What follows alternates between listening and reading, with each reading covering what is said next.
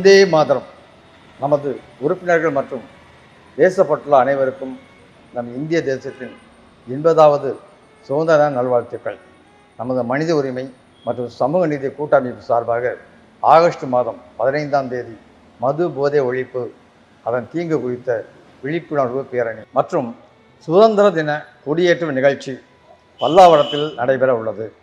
உறுப்பினர்கள் நமது ஜனநாயக கடமையான சுதந்திர தின நிகழ்ச்சியில் கலந்து கொள்ள காலை 7:35 மணி அளவில் பல்லாவரம் கிழக்கு ரயில் நிலையம் அருகில் உள்ள வேம்புலி அம்மன் கோவில் அருகில் ஒன்று கூடி நிகழ்ச்சி நடைபெறும் இடத்திற்கு பேரணியாக சென்று கலந்து கொள்வோம்.